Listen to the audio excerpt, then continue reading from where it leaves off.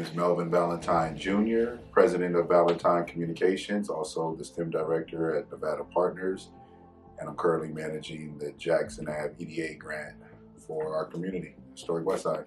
My wife and I relocated here to Las Vegas back in 2012, and we've just been very passionate about the community. And studying the history, right, it was a lot of our folks escaping the oppression that was experienced in the South, and they headed west to find a new opportunity, right? That's a very biblical sentiment in my eyes, right? I mean, to the point where the historic West Side, it was a tent city, it was a tent community at one point in time. I mean, people literally pitched tents in the wilderness looking for a better way, looking for a new opportunity, and and got here to Las Vegas and experienced some of the same. Imagine how disappointing that was, right? That, I mean, you're trying to leave oppression and racism and all those systematic inequalities, and then get to this new location and experience some of those same exact things you were escaping. But despite that, right? Because a lot of people would have just packed it in and gave up then, right? But despite that, they were able to build such a rich community filled with so much great culture and history, in the pinnacle of that being Jackson Ave, where despite the segregation policies of Las Vegas during that time, people need a story like the historic West Side of what people can do when their backs are against the wall and it's against all odds. And despite that, you push through and you make a productive change for your community. And I think that story of grit and resilience is the foundation that not only the Black community on an international level can be inspired by, but the world in general. My life's work has been solving for Black concentrated poverty, that I felt that this will be a great place to develop a national model on how you develop the land, the people, and the economy all in one holistic manner, so you can prevent forces like gentrification and automation that we all know is about to completely disrupt our way of life. Las Vegas being number one in automation, 65% of our jobs can be automated. Not to mention, we know all the negative social statistics that surround the historic West Side. So this is the perfect sandbox to develop a sustainable national model that can attack the core issues of Black concentrated poverty and take our people to a new era when it comes to this fourth industrial revolution. We really want to revitalize the Jackson Ave and bring it back to its former glory. The whole city is shifting into what is considered a fun economy, and the fun economy means sports, entertainment, tourism, right? More and more people are coming to Las Vegas, and their focal point is not gambling, right? They're coming to Las Vegas to go to a sporting event, go to a concert, go to the club, shop, dine, right? And people are not, gambling, right? So that we know that trend is going to continue to occur, and the face of gaming and casino is going to continue to change. But you can't think of sports and entertainment without Black America's contribution in that regard. It's going to be a better time to restore Jackson and create a cultural tourism destination that can celebrate Black America's contribution to sports and entertainment, but simultaneously also create a sustainable development model that leverages all the latest and emerging technologies in ways that we can actually reduce the cost of living. And one of the best ways that we can combat that is by leveraging this new technology and to actually reduce the cost of living from your food supply, right? When you start leveraging technologies like vertical farming in the community, when you start thinking about the potential of automation when it comes to transportation, what that can do and how that can unlock and reduce the cost of because transportation is one of the biggest expenses, right? Your food cost is one of the biggest expenses, right? You can build buildings in ways and leverage solar technology to reduce your energy usage, right? Which is also another major cost, right? So when you start looking at some of these strategic costs that everybody experiences, and you start developing a community from the standpoint of reducing that cost, I think that's going to be one of the key critical ways to combat the forces of automation. Overcoming the trauma that the community has experienced in its past in relations to the city and different institutions. It's not a coincidence that the freeway grid in so many major metropolitan cities were built directly in thriving Black business districts, right? That really drove down the property value in our communities. So that's just, one version of systematic inequality, right? Also, there was a time where Vegas was called the Mississippi of the West for a reason, right? So all those different types of issues created a low trust community when it comes to the residents in the city and the larger governmental agencies, right? So when you have a low trust community, it's hard to get a lot of things done because people don't trust each other, right? And you got to have the compassion and empathy because that trauma and that historical context is real. And it's challenging because you have to build that trust and allow people to go on that journey with you for them to recognize that it is a new season. So I see it coming into, it's going to be stages of development, right? One of the first things that we're working on is developing the first initial mixed use developments.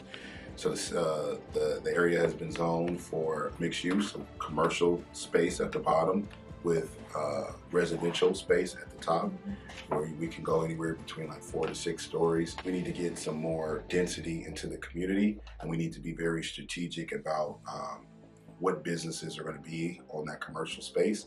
Making sure that we have a strategy around what are some of those first businesses. And one of the strategies we're exploring right now is like a Black Silicon Valley initiative. The state of Nevada is diversifying their economy, but they sometimes struggle with technology companies because of our struggles in our educational system.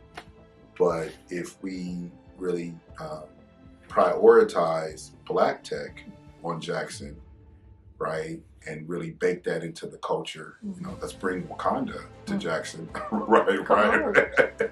That could be part of that tourist attraction, but then simultaneously these businesses are not so vulnerable to lack of foot traffic, right, because they can use the commercial space for their offices, for their labs, for their facilities, right.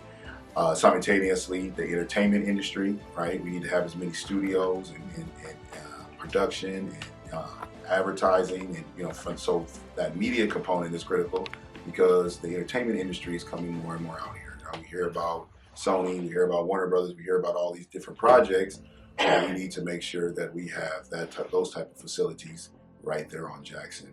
And then last but not least, I'm super passionate about a relationship we're fostering with the National Society of Black Engineers. I've done some great presentations at a couple of HBCUs in an effort to kind of call to action to say, hey, we're building a national model on how you develop the land, the people, and the economy in a holistic manner. We have some great conversations going on with UNLV right now of creating a graduate program that's focused on urban planning, urban development program that we can specifically then go out and recruit National Society of Black Engineers from all across the country coming to Las Vegas, living, working, and playing on Jackson, going to school for that graduate program, and then actually rolling up the sleeves and building that national model in this sandbox, which is the historic West Side. And last but not least, too, Africa component, right? We have such a rich culture of African immigrants here in our community. How do we capitalize off of that and expand that?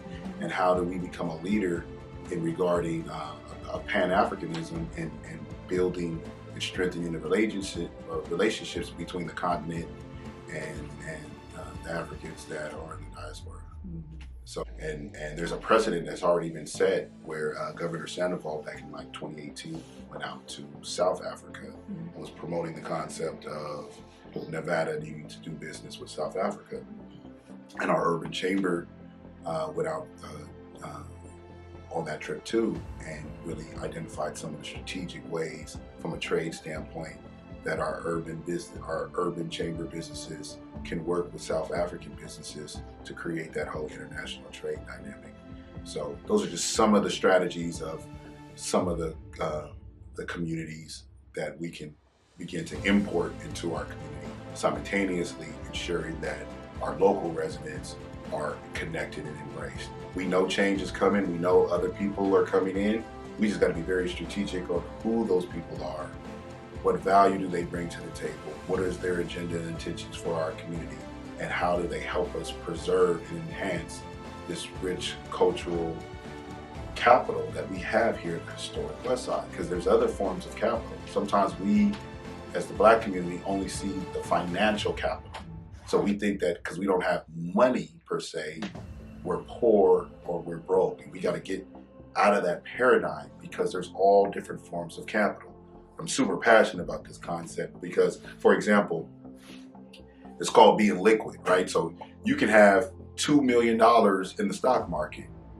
That don't mean you have $2 million in your bank account, right? You got to still go to, right? You got to go sell, right? To become liquid so you can then have your financial capital. Well, we need to start looking at our other forms of capital, like cultural capital, right? It's the same concept.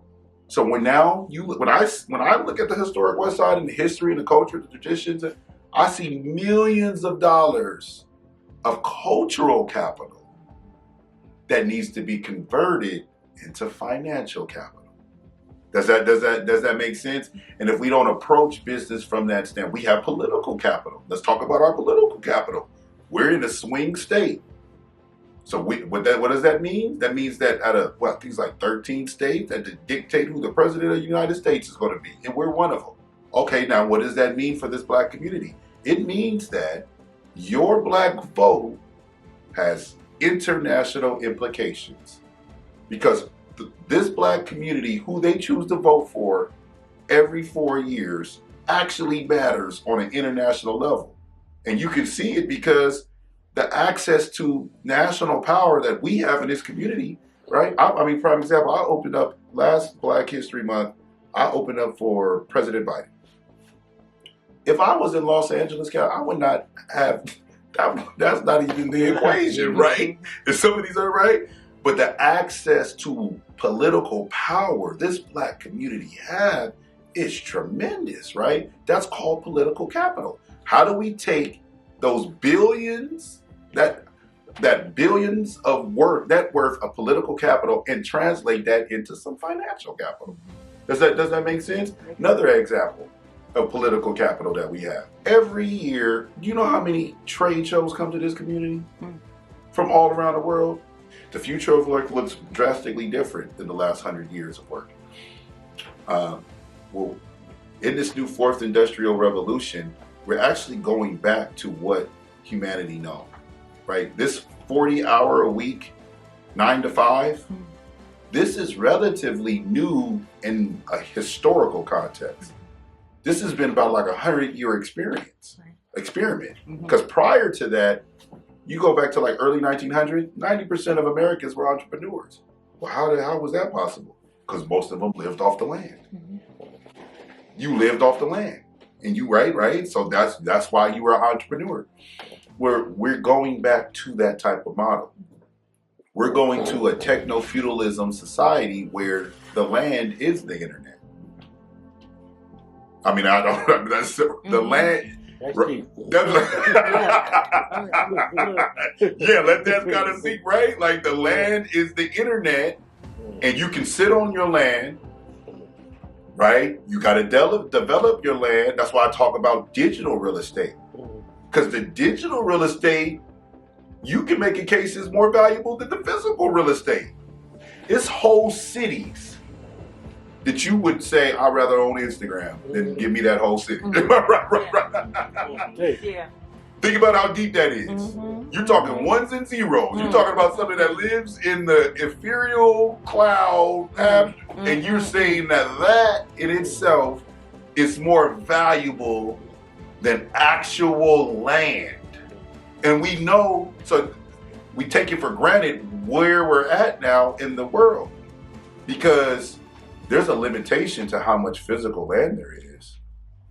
But ones and zeros is infinite. So now Africa's a continent, right? Well, Google's a continent. In a continent, you're going to have countries, right? YouTube, right? Because in Google, right? Now Google owns YouTube. Think about that. So now if Google was North America, you can make the case that YouTube is United States. You get you get what I'm trying to say?